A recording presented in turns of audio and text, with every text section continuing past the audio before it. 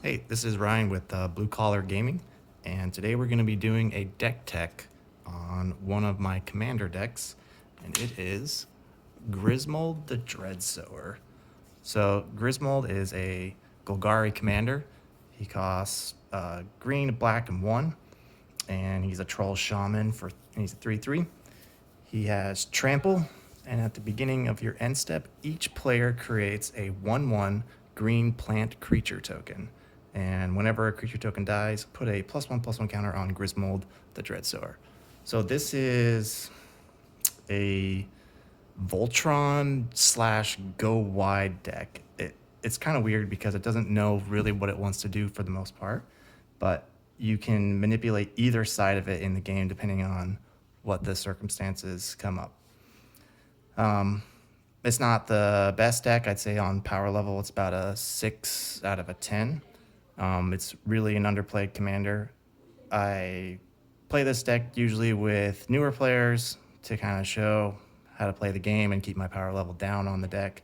But the important thing is going to be creating a lot of tokens and then killing those tokens to get Grismold huge and then smacking in with a giant troll and killing somebody off.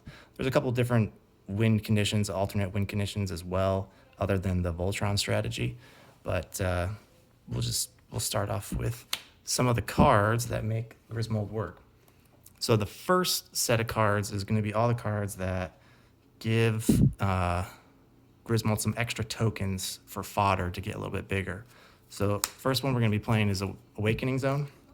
It's an enchantment, green and 2 colorless. At the beginning of your upkeep, you may put a 0/1 colorless Eldrazi spawn creature token onto the battlefield, and you can sacrifice it to add 1 colorless mana to your mana pool. So this is kind of a dual purpose. You can either use the token offensively, or you can use it to draw some extra cards, or not draw cards, I'm sorry, to get some extra mana if you're trying to ramp out something big for later. So you can kind of hold on to these, and then as you sacrifice them, that puts extra counters on Grismold anytime you need to get him bigger. Next one that we're going to do is Slimefoot the Stowaway.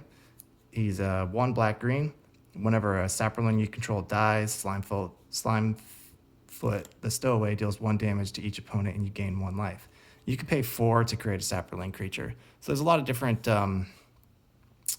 spells in the deck that make sapperling creatures. So Slimefoot's just another way to deal incidental damage to them, as well as provide with some late game inevitability if you need to create some more sapperlings.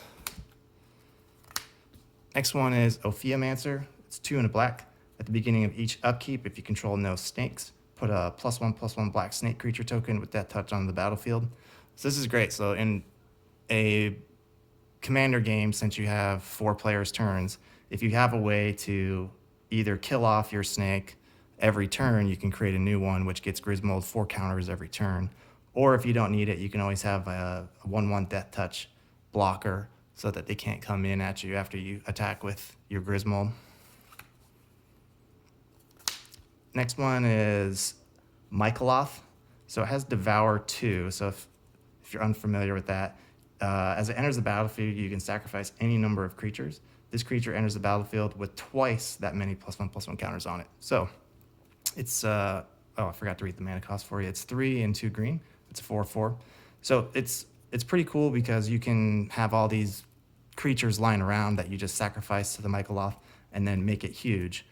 And at the beginning of your upkeep, you get to create a 1/1 sapperling creature token for each +1/+1 counter on it. So again, that works really well with Slimefoot. As you're creating sapperlings, those sapperlings are going to die. Slimefoot's dealing damage, yada, yada, yada. You're just continuing to go through that cycle. Next one is Genesis Chamber. This is a 2-mana artifact.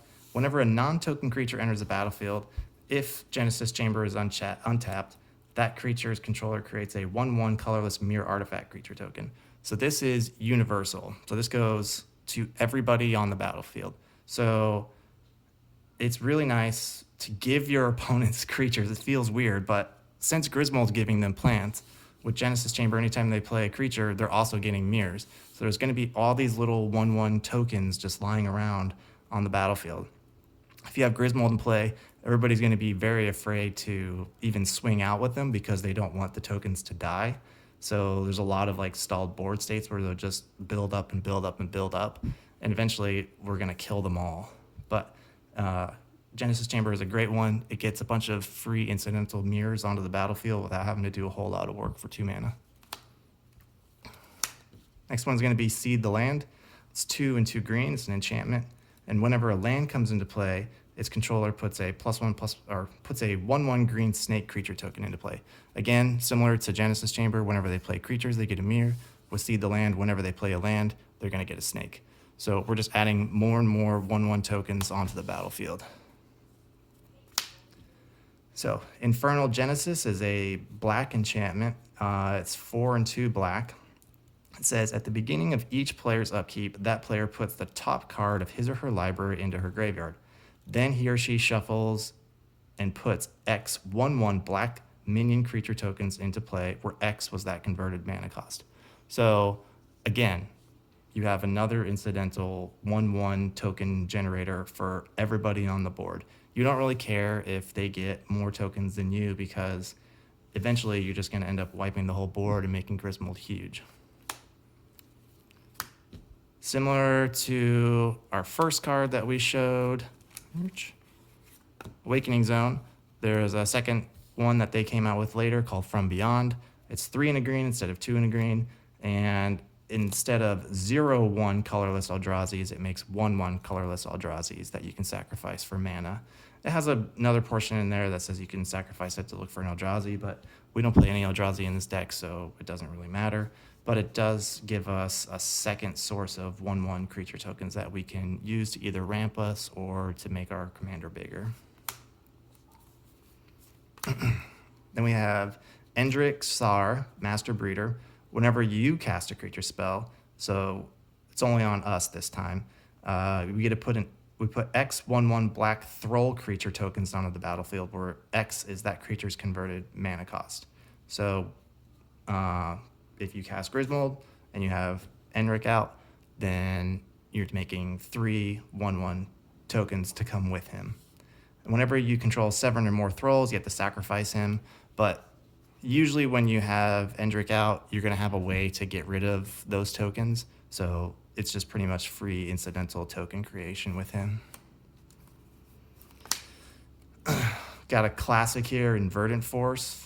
It's 5 and 3 green, so it's a little hard to cast. It's your top end in the deck.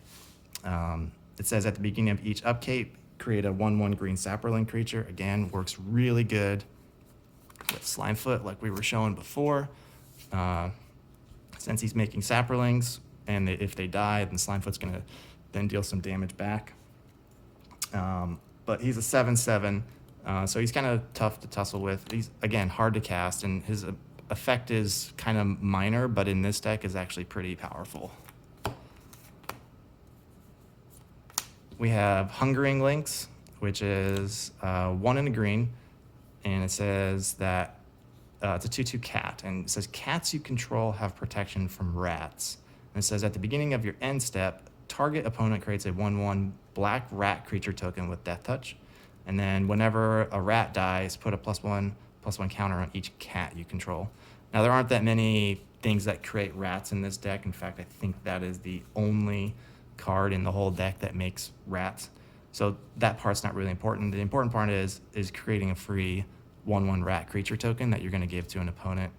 And the fact that you could always block that Death Toucher with the cat if you needed to is also helpful.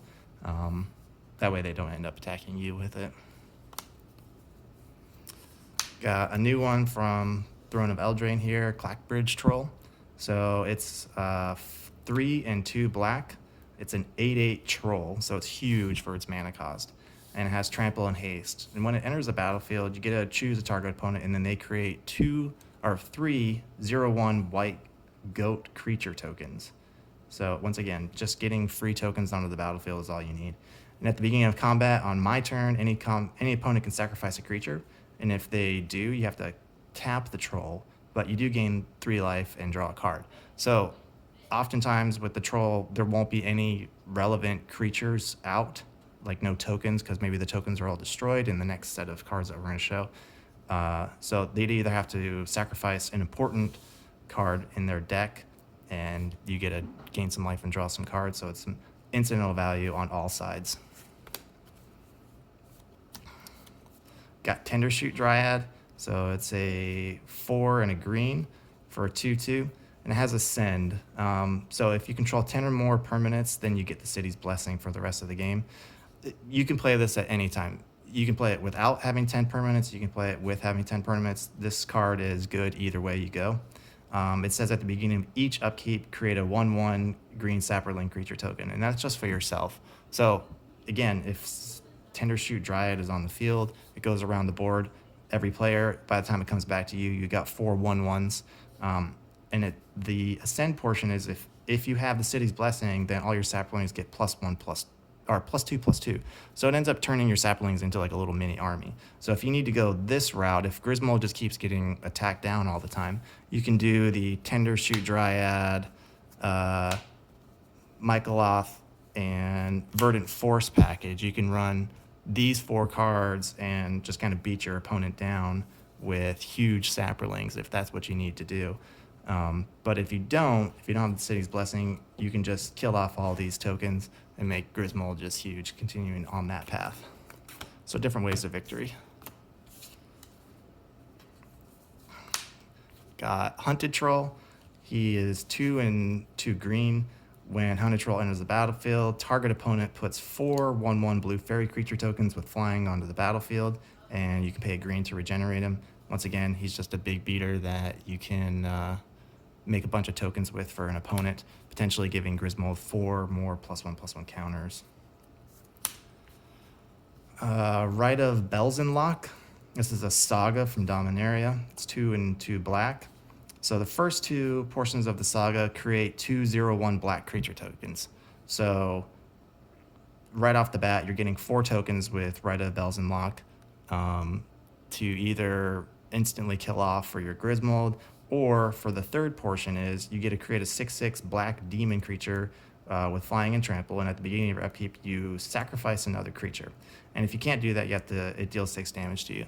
So if you don't have any other way to get rid of your tokens, this creates an onboard way to start sacrificing off some of your creature tokens to get either your Grismold huge or just beat him down with a big demon. And we have Sylvan Offering. So this is green and X. So you choose an opponent. You and that player each create an XX green Treefolk creature token. And then you choose an opponent, and you and that player each create X 1/1 green elf warrior creature tokens. So the big XX Treefolk creature token isn't really that relevant, but it's the smaller 1/1 green warrior creature tokens that will be able to easily kill off. And so since you get to create, maybe 4, 5, 6 1/1s for, 5 or 6 mana, you can easily pump 10 counters onto Grismold with this one card. And then you incidentally just have a bigger guy lying around, and you can give it to the person that you're not necessarily going to attack right this turn. We have Farika, God of Affliction. She's one of the gods from the original Theros block. It's 1 black-green. She's indestructible, legendary enchantment creature. So it has the devotion clause. If your devotion to black and green is less than 7, then it's not a creature. The main portion that we want for her is the activated ability. It's black and a green. Exile target creature card from a graveyard. Its owner puts a 1/1 black and green snake enchantment creature token with that juts onto the battlefield. So for graveyard protection, so if you're playing against a bunch of graveyard decks, this is great because you can start taking stuff out of their graveyard that they would normally want to target, and you're then giving them a 1/1 that you can then kill off with Grismold to get him bigger. So it's really good on both of those axes. If you don't have a graveyard player, then there's always things that go to the graveyard that you can dump your extra mana in if you have it with Farika. And then the last token creator card that we're playing is Arachnogenesis. So it's 2 and a green. It's an instant, and you can put X 1/2 green spider creature tokens with reach onto the battlefield, where X is the number of creatures attacking you. Then you prevent all damage that would be dealt this turn by non-spider creatures. So this is just a nice way to protect yourself if they're going for an alpha strike on you. And then you can create a bunch of tokens that you can either then sacrifice away or destroy, or just attack back at that player. So it's just another way to create more tokens and protect yourself if they're starting to kill you off. So that's the whole suite of token generators. As you can see, we have a lot of them that create sapperlings. So there's a little sub-sapperling theme in here. There's a lot of them that create different snakes and things, but that doesn't really matter too much. But the sapperling sub-theme in here with these 4 cards in particular helps you if you need to go a different route rather than Grismold if he keeps getting removed from the game. So let's look at the ways that we have to get rid of the tokens now. So the first one is the one that you're probably going to look for the most whenever you're doing like a search through your deck. It's going to be Illness in the Ranks. So this is just a 1 mana, 1 black pip from Gatecrash enchantment that all it says is creature tokens get -1/-1. So almost all of these previous cards that we played made creatures that have toughness of 1. So if all of your creatures have toughness, all your creature tokens have toughness 1, Illness in the Ranks kills them all off. And as soon as you play this down, if there's a huge board state, it's just devastating because Grismold will just gain 20, 30 counters on him like that, and you can just take somebody out instantly. If you don't have a huge board state and you play, say, Illness in the Ranks first, then you play Grismold, at the end of every turn, Grismold's going to grow by 4 +1/+1 counters because you're going to create 4 plants at the end of your turn. They're all going to die instantly. Grismold's just going to get that much bigger. So that's the first one. There's a backup plan to this one in Virulent Plague. This is from Cons. Again, it's 2 and a black. It does a very similar thing to Illness in the Ranks, except creature tokens get -2/-2. So this one's a little bit better when you have the Arachnogenesis on the battlefield because those are the 0 or the 1/2 green plant creature tokens. So Virulent Plague will kill those guys off if you need that. We have Plague Engineer. So it's a creature, 2 and a black, has Death Touch, and as it enters the battlefield, you choose a creature type, and the creatures of the chosen type your opponents control get -1/-1. So this is helpful if you're playing against, say, an Elves deck or a Humans deck or something like that, if you need to just wipe their board away. The other way that you can use it in this deck is by choosing Plant, and then every time Grismold makes a plant, all of your opponent's plants die, but yours don't, giving him 3 counters, and then you still have a blocker left over if they wanted to try an attack at you. This is kind of a pricier card because it's played in Modern, but you can replace it with other things if you need to. You have Golgari Charm, which is just a all-around good card. Has a bunch of different modes that you can use. The one that we're going to usually use is all creatures get -1/-1 until end of turn. So if for some reason you haven't been able to find one of these 2 types of cards and you need to do a quick, just like get rid of the board type thing, you can use Golgari Charm to give everything -1/-1 and just kill them all off. Or you can also destroy an enchantment. Or the third mode on it's actually pretty good because you can also regenerate your creatures. So if for some reason you have a giant Grismold out and they want to go and remove it, you can use the regeneration to save Grismold. So it has big versatility for only a black and a green mana, and it's an instant speeds card, so it's just really an all-around great card for the deck. We have another card that kind of does the same thing here in Knight of Soul's Betrayal, and it's a enchantment, and it's 2 and 2 black, and instead of just creatures tokens like these other ones, the other 2, Virulent Plague and Illness in the Ranks did, this one is actually going to do all creatures. So all creatures are going to get -1/-1, which is good and bad.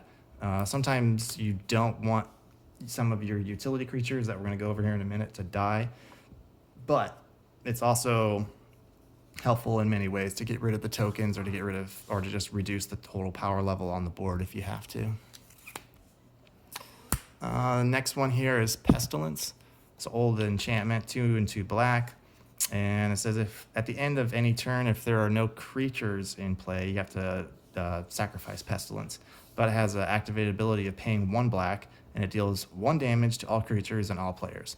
So very good. Again, another copy of these 2 types of effects where you can just pay 1 black, kill off everything whenever it's convenient for you, and get Grismold up there. Or you can pay more than 1 black if there's a lot of 2, 3, 4 power creatures on the battlefield that you want to get rid of. Grismold's usually going to be bigger than that, so it won't kill him off, and then you can just kind of wipe the board away with the Pestilence while maintaining a creature, so that you don't have to sacrifice the Pestilence. And the last one of this effect is Gaze of Granite. It's 2 black, a green, and X, and it says destroy each non-land permanent with converted mana cost X or less. So typically in this deck, we're just going to pay 2 black and green and make X 0 because that kills off all the tokens. If you're way behind and you have a really bad board state, you can use the X and pump that up into 3, 4, 5, 6 mana, whatever you need to do, and destroy everything on the board and just kind of start over. So it's kind of versatile in that regard.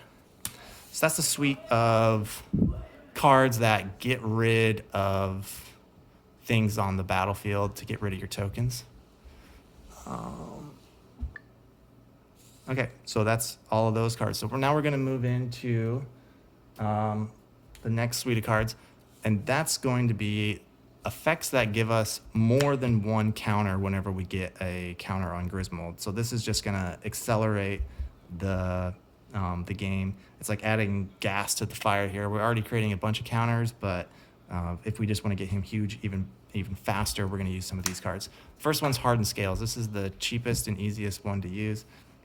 It's 1 single green mana, and it says if 1 or more +1/+1 counters would be placed on a creature you control, that many +1/+1 counters are placed on it instead. That +1. So every time we get a counter, we actually get 2 counters. So every time we kill off 4 of their tokens, Grismold's going to get 8 +1/+1 counters on them. So very cheap effect for not a whole lot.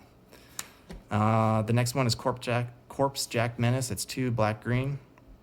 It's a 4/4, and it does the same thing as Hardened Scales. If you put 1 counter on a creature, you're going to put twice that many counters on a creature.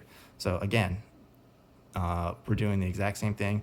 This one is a little bit obviously harder to cast because it costs 4, and it's a creature, so it's easier to remove. So it's not as good as Hardened Scales. So if you're gonna have one in your deck, Hardened Scales is definitely better, but it's just a fallback. Next one is Primal Vigor, and this card is a powerhouse in this deck. It doesn't usually seem great in a lot of decks because it's a universal effect for everybody at the table. But in this deck, that's what we're trying to do. So it says if 1 or more tokens we put onto the battlefield, twice that many tokens are put onto the battlefield instead. And if 1 or more +1/+1 counters be placed on a creature, twice that many are placed on it instead. So again, if you have Grismold out, you create a plant. Everybody creates a plant token, but actually everybody creates 2 plant tokens. Then they all die. So there's 8 creatures that just died. So then you put twice that many +1/+1 counters on Grismold, so then he gets 16 counters on him, and within 1 turn he's gone from a 3/3 to a 19/19. So it is ridiculous how fast this can get out of hand if you have any of these combinations on the board. I mean, Primal Vigor by itself just does it. It's just a ridiculous card. And the last one is Forgotten Ancient. It says whenever a player casts a spell, you may put a +1/+1 counter on Forgotten Ancient. And at the beginning of your upkeep, you may move any number of +1/+1 counters from Forgotten Ancient onto other creatures.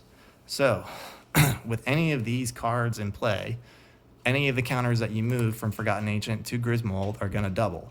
So any time that if you have these in play in Forgotten Ancient, somebody casts a spell, he's going to get twice as many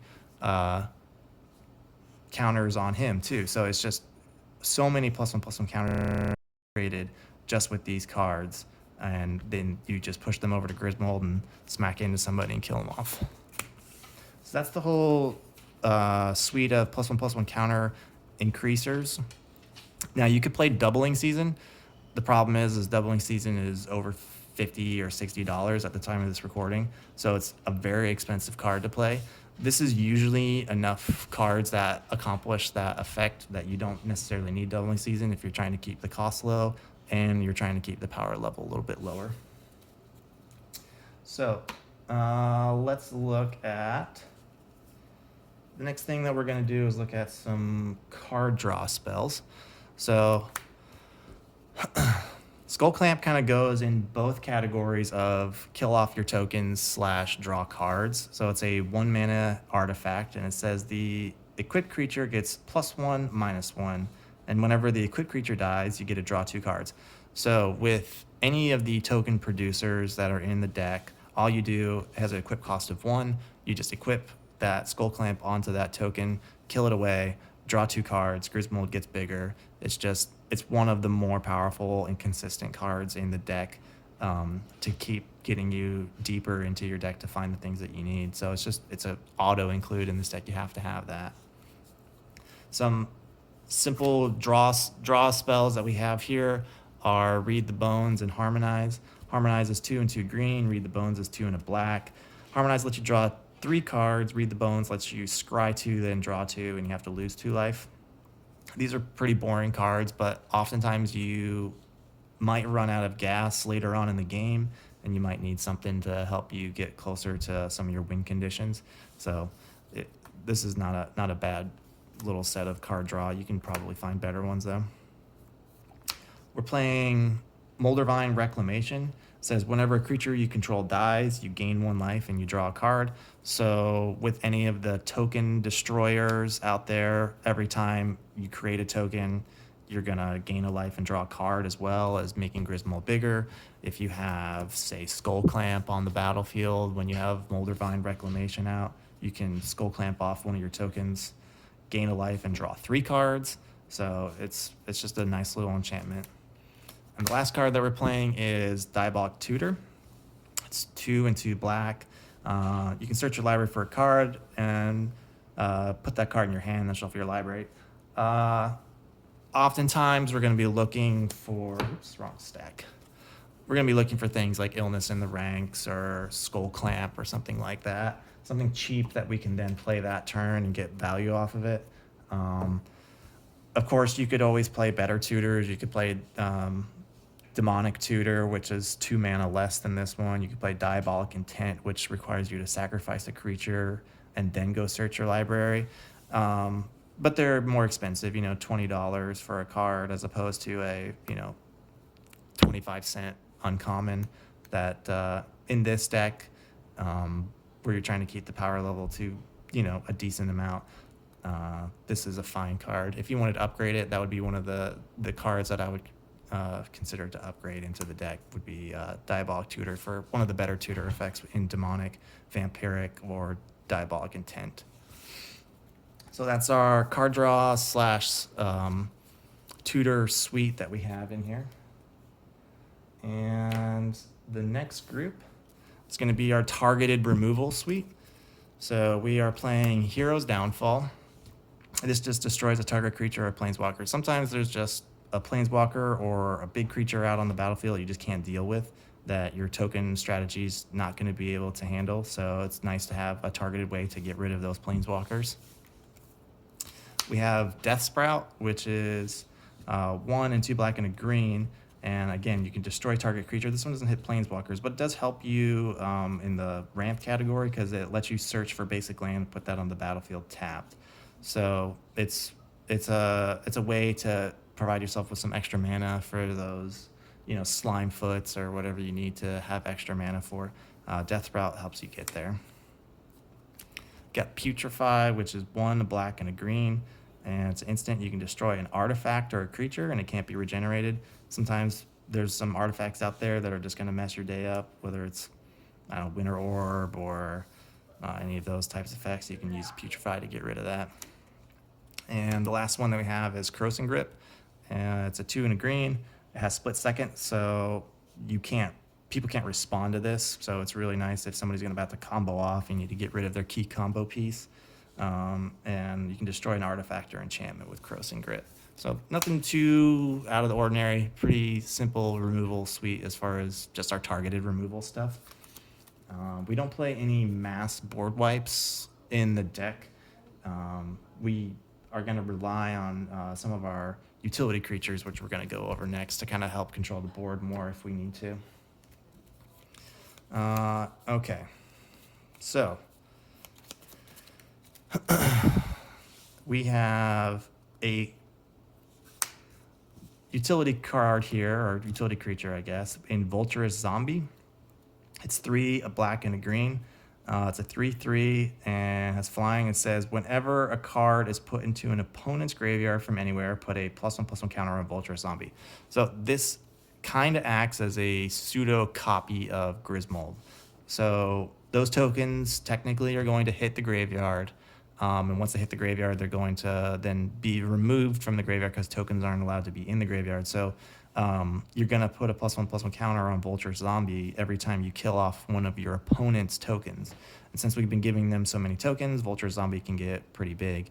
There's also, incidentally, just killing them off with some of these removal cards that we were showing before. You ended up destroying some of their stuff and putting them into the graveyard. There's a lot of potential for self-mill players to be putting cards into their graveyards, and Vulture Zombie is just going to get big from that. And then, people that are playing discard or wheel effects or anything like that, and if those things are going to the graveyard, then Vulture Zombie is going to get big. But mostly it's just another copy of Grismold that you can use to beat face with. All right. We have Reaper of the Wilds. So Reaper of the Wilds is 2, a black and a green. Says, whenever another creature dies, you get to scry 1. So with all of the tokens that are going to be dying, you're going to get to scry 1 a lot. If you have Grismold and Illness in the Ranks and Reaper of the Wilds, just 3 cards out. At the end of the turn, Grismold's going to make 4 tokens. 4 tokens are going to die. You're going to get to scry 1 4 different times. Just digging deeper and deeper into your deck, trying to find whatever it is that you think you need at that particular moment. Reaper of the Wilds also has 2 activated abilities.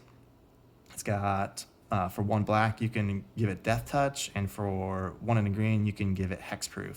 So it's also just a huge body for the cost. It's a 4/5 for 4, so it blocks super efficiently. It's hard to remove unless they have some sort of sacrifice mechanic or a board wipe or Cyclonic Rift or something like that. So it's very resilient to the board against targeted removal. You usually want to play this if you have 6 mana open, so that if you need to, you can play that second ability if you're worried about it getting killed off. We have Zulaport Cutthroat. So whenever it dies or another creature you control dies, each opponent loses a life and you gain a life.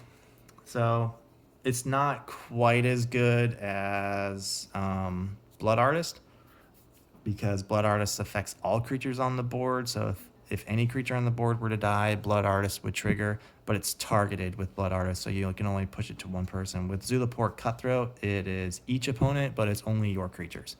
So you decide which one you think is better. I didn't have any more Blood Artists to put in the deck when I built it, so I had the Zulaport Cutthroat. It works just fine. It helps incidentally gain you a little bit of extra life, and it helps drain your opponents down just a little bit more if you have to go that more slower controlling route, if you have like a problem with Grismold getting removed.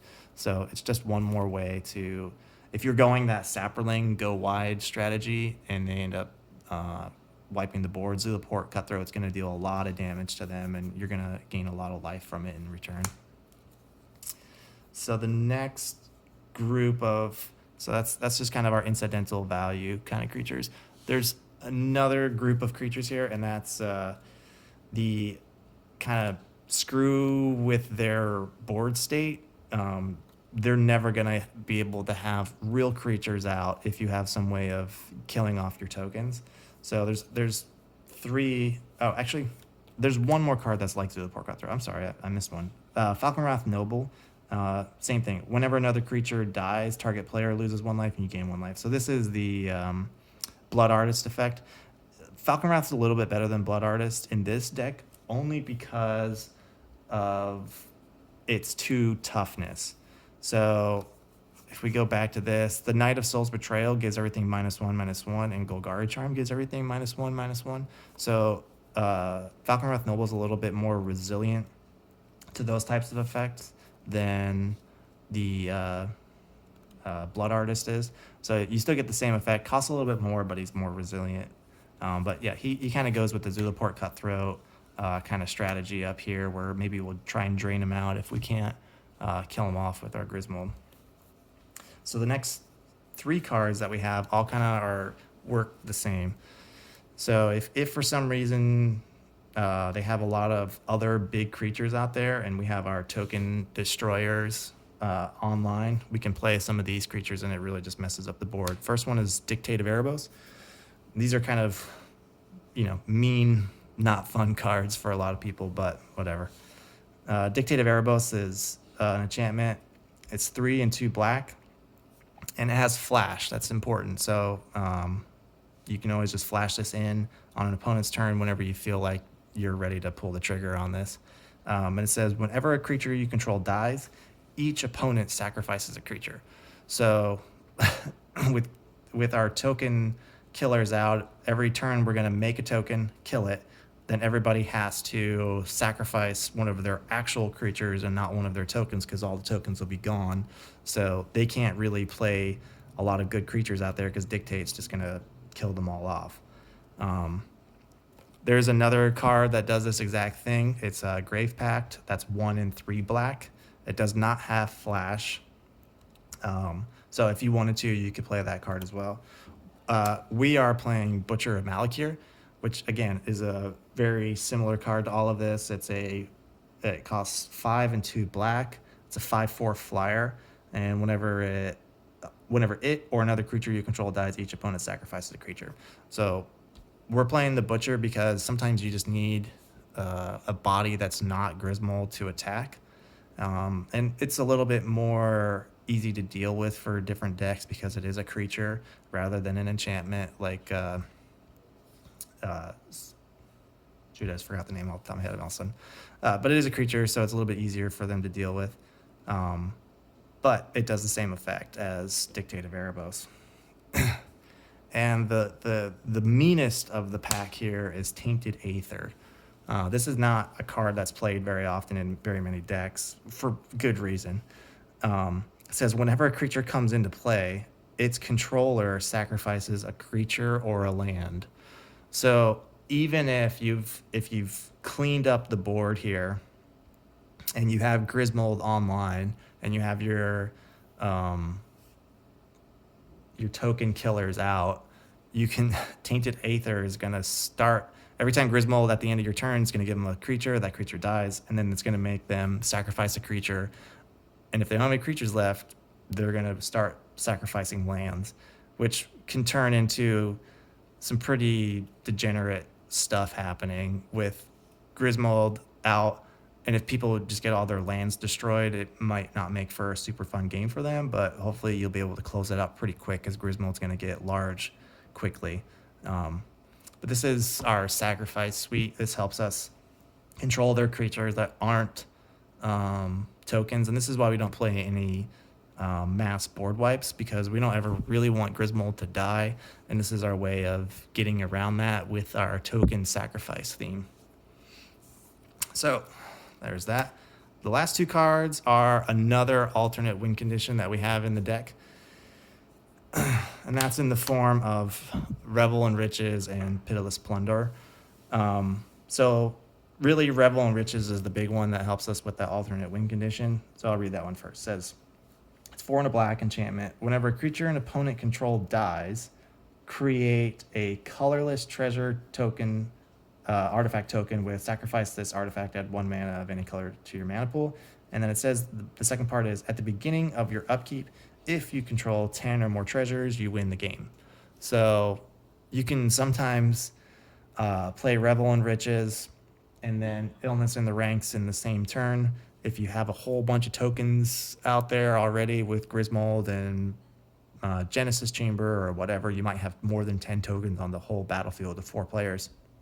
You just drop that, and now you have, boom, you've created 10 or more treasure tokens, and if they don't have a way to get rid of either Revel and Riches or your treasure tokens, you're just going to win. The other one is Pitiless Plunder, and whereas Revel and Riches says whenever a creature an opponent control dies, Pitiless Plunder says whenever a creature you control dies, you create a treasure token. So with these, you can either ramp yourself into something better if you don't feel like holding on to the treasures and trying to win with Revel and Riches, or you can, if you're not in a position to necessarily attack and need an alternate way to win, these two cards will help you get there. Revel and Riches can do it on its own for the most part. All right, that's our suite of different utility / another alternate win condition in the deck. So let's move on to the next group. So I've said a few times about how Grismold, might get removed from the game. So we need to have ways to protect him. So first one that we have is Swiftfoot Boots. It gives him Hexproof and Haste. And it only costs 1 to equip. So you can play him out there, equip the boots onto him, and have some Hexproof and Haste enabling on it. The reason that we aren't playing Lightning Greaves is because with Forgotten Ancient, we want to be able to target Grismold potentially. You could play Lightning Greaves in this slot as well if you wanted to instead of Swiftfoot Boots. There's not a whole lot that we have that that would require the Hexproof instead of the Shroud. There's a few cards in here that we're going to look at here that it gets a little harder with Shroud being able to multiple equip or to do different effects to Grismold, so the Hexproof is sometimes better than the Shroud. Speaking of Shroud, we have Whisper Silk Cloak, which does give Grismold Shroud, unfortunately. It's a 3-mana artifact, and it costs 2 to equip. But the key portion here is that it gives the creature unblockable, and then it can't be targeted. So if they have no way of dealing with the cloak, and you have Grismold up big enough, you can easily take out opponents, and there's not a lot they can do about it unless they have a mass board wipe, because the cloak is just going to protect them. It's a little pricier to cast because it's 3 mana. It's a little pricier to equip because it's 2, but it does get the job done if you need it. Another card that we're playing that's not a real common one to be played anymore is Ring of Zathrid. So it's 2 and it costs 1 to equip, and then it gives the creature pay 2 colorless, regenerate it, and then it also says at the beginning of your upkeep, if put a +1/+1 counter on that creature if it's black. So since Grismold is black, at the beginning of each turn, you're going to get an extra +1/+1 counter on him. It just helps get him a little bit bigger, and it gives him a little bit of protection against some targeted removal or mass board removal if you need to regenerate him. And the last one we're playing kind of goes along with these 3 is Asceticism. It's an enchantment. It's 3 and 2 black. And creatures you control can't be the target of spells or abilities your opponents control, which is hexproof. So it gives all of your creatures hexproof, and then you can pay 1 and a green to regenerate target creature. So this is nice because this is all of your creatures. You don't have to equip it. You don't have to do anything. It's just on the battlefield. This gives all of your stuff hexproof, and if you need to, you can use the 1 and a green to always regenerate your commander if they're about to kill it off. And that's our protection suite for our commander. It's not that many cards, but any one of these is typically enough to enable your commander to just start beating face without any issues. Okay, and let's see here. We have one more group of creatures here, and these are going to be they're not all creatures. One more group of cards, and that's going to be our mana ramp and acceleration. So we have an Elves of the Deep Shadow. So it's a 1 green. You can tap it to add 1 black, and it deals a damage to you. I will say that black is slightly more important in the deck for things like Pestilence and a lot of the kill spells and things like that. Having that black mana available for those. There's a lot more double black than double green pips in the deck. So that's why we're playing Elves of the Deep Shadow rather than like Land of War Elves or anything. We have another effect here that's similar to Land of War Elves in Wild Growth. It's just a single green mana, and you attach it to a land, and then whenever you tap it, you add an extra green. So it's a little bit more resilient than a Land of War Elves, um, because there's not as many people playing land removal, and they don't usually want to do that. The Land of War Elves can get killed off pretty easily, just like the Elves of Deep Shadow can, and makes it a little bit harder for you to continue to have that steady ramp stream in. We're playing the world's smallest planeswalker in Deathrite Shaman. So all it costs is a hybrid Golgari, so either black or green, and you can exile target land from a graveyard, and you can add one mana of any color to your mana pool. And you can tap black and tap it, and you can exile an instant or sorcery card from a graveyard, and each opponent loses 2 life. Or you can pay green and tap it and exile a creature card, and you gain 2 life. This could also go into the utility category where we were talking about like Farika and some of those other ones. Being able to take things out of graveyards at instant speed is very helpful when you're playing against a bunch of graveyard shenanigans. And in our meta, most of the people are playing fetch lands. This deck does not play any fetch lands because it's purposely tuned down a little bit to make sure that you're not getting too consistent of a gameplay.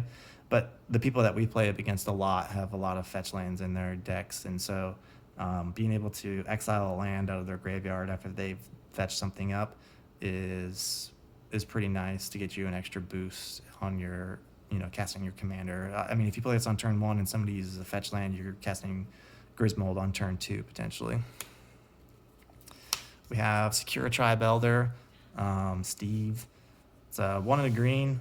It's a 1/1, and if you sacrifice it, you can search your library for a basic land, put it in the battlefield tapped. This is helpful early game, trying to ramp you up, and even late game if you have things out on the battlefield, your Butcher Malakir, your Dictate of Erebos, whatever, just sacrificing your Secure Tribe Elder gets a creature sacrifice, so now your opponents have to sacrifice a creature, and it's doing the same thing as Rampant Growth, just getting you a basic land, so it has late game utility as well. We're playing Nature's Lore. This is 1 and a green, sorcery. Search your library for a forest and put that card into play. Then you gotta shuffle your library. So this could be any forest. So we do play an Overgrown Tomb, so you can go grab your Overgrown Tomb, put it right into play, and just go about your business. Farseek, again, pretty much like Nature's Lore, except you can't search for a forest, but like I said, we plan that Overgrown Tomb, so you can always grab your dual land and put that into play. The only difference is that it has to come in tapped. With Nature's Lore, you can bring it in untapped. So if you wanted to, you could go grab a basic forest with Nature's Lore or the Overgrown Tomb and shock yourself for 2 and be able to put that into play untapped and start, continuing to advance your board state. Farseek is really good on turn 2 where you can grab that and not have to worry about shocking yourself, or just grab a swamp or something like that and put it into play. And we're playing Cultivate, so you can search for 2 basic lands, reveal those, put one on the battlefield tap and the other in your hand. It's pretty simple. It's always in every green commander deck out there pretty much. And we have Soul Ring, which is commander staple, 1, tap for 2. We've got Golgari Signet, cost 2, pay 1, taps for Golgari. And Talisman of Resilience is in the Talisman cycle. So it's 2 mana artifact, tap it for colorless mana, or you can tap it for red or green and it deals damage to you. This just helps you accelerate quicker into your game plan. As you notice that we're only playing 1 3 converted mana cost ramp spell in Cultivate. I typically like to keep the ramp section under 3 if I can help it, as far as the cost, because it doesn't really matter once you're past 3 too much. You're just trying to get your effects out there early.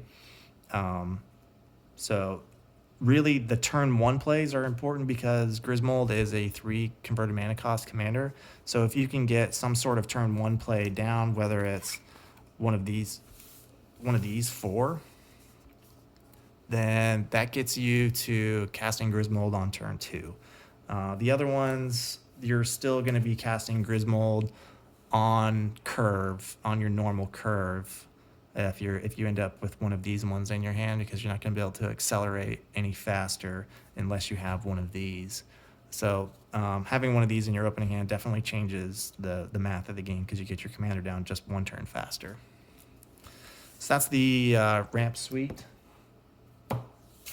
And we have one more card that kind of fits into multiple categories, and that's Astronaut'S Altar.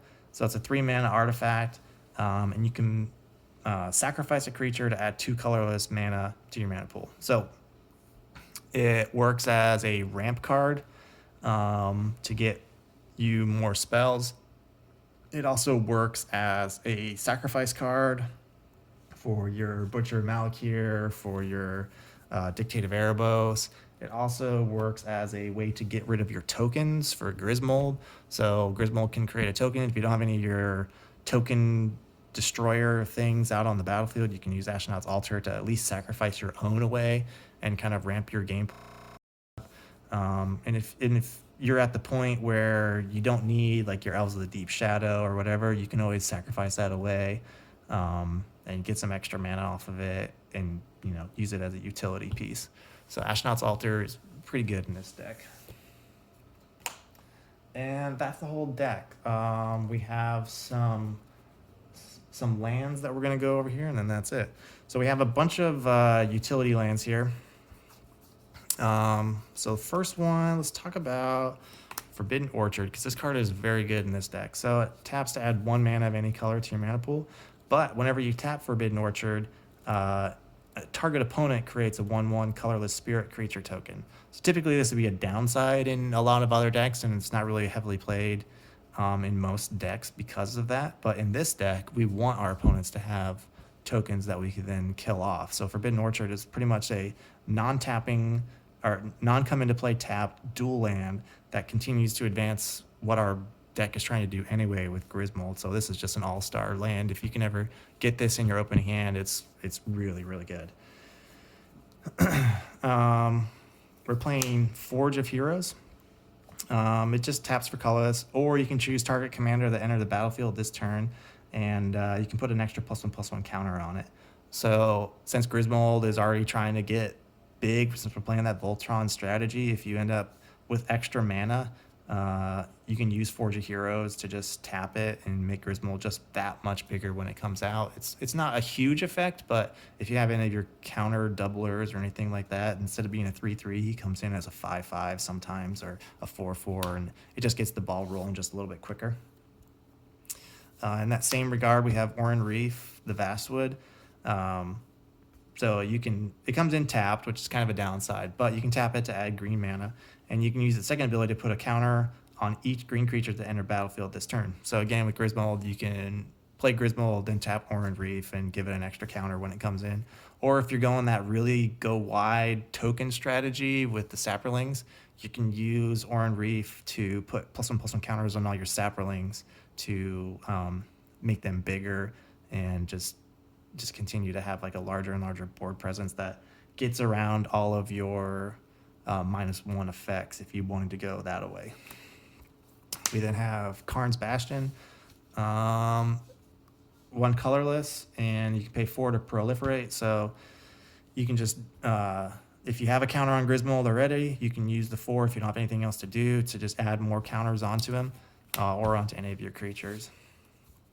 We have Rogue's Passage. So again, adds 1 colorless to your mana pool, but you can tap 4 and tap it to make a target creature unblockable. So if you don't have your Whisper Silk Cloak out, and they have enough blockers to kind of eat up Grismold's damage potentially, then you can use the Rogue's Passage to get him in there to get more damage in.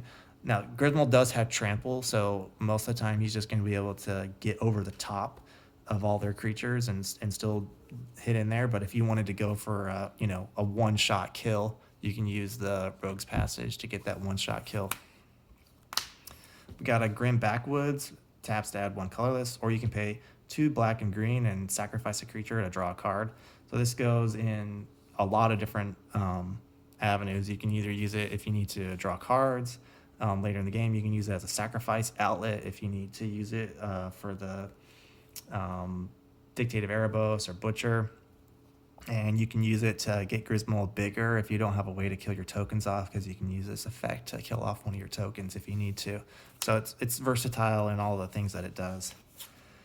Then we're playing Ghost Quarter for those pesky lands that people have. You know, sometimes you need to get rid of, I don't know, Gaia's Cradle, or sometimes you need to get rid of a Reliquary Tower when people have 30 cards in their hands. Ghost Quarter enables you to sacrifice it and destroy it and force them to go get a basic land instead. And we play a Bojuka Bog. So it comes in tapped, and when it enters, it exiles all cards from target player's graveyard. So very good. If you play black, you almost always want to include a Bojuka Bog in your deck, because there's always going to be somebody with a graveyard strategy out there that Bojuka Bog is going to be able to get rid of that. And those are our utility lands. We're playing 8 dual colored lands. So we have Overgrown Tomb, which is that forest swamp, that's our shock land. Blooming Marsh, Tainted Wood. We have Land of War Waste, Woodland Cemetery, Temple of Milady, Foul Orchard, and Command Tower. So these are the 4 cards that are dual purpose. They can either tap for green or black. Some of them have downsides, right? You know, Land of War Waste is going to deal damage to you. Some of them you have to have so many different land types or whatever, but not too many of our lands are going to come into the battlefield tapped. We have Foul Orchard that's going to come in tapped, and Temple of Milady. Sorry, it's Malady. I just think it's funny to say Milady. But this is going to help us get those multiple colors. So those are our duels. And then we are playing 10 forests and 11 swamps. And that is all the lands. So we're playing 37 lands total. It's usually enough. We have mana sinks to put mana into with Pestilence and Gaze of Granite if we need to, or just having regenerate mana open from Asceticism or the Ring of Zathrid. There's a lot of different things that you can use your mana for and have it available to you. So it's not a bad thing if you kind of flood a little bit. So anyway, that's the deck. Once again, it's a lot of fun to play. Most people that play against it think it's kind of a funny deck. There's not a lot of them built on EDH Rec. Definitely, like, I think less than 100 deck builds on Grismold. So you won't see these very often, because there's just, I mean, a lot of better commanders. Some of the big weaknesses are going to be bounce spells. So that's why having those Asceticisms and Swiftfoot Boots and Whisper Silk Cloak available to your Grismold is going to be super important, because yeah, Grismold can get huge. It can be enough to one-shot somebody, but as soon as you see somebody playing blue and they have a way to bounce your stuff, well, Grismold's not that great anymore. So Cyclonic Rift is the bane of Grismold, and I have definitely lost to Cyclonic Rift while playing this deck plenty of times.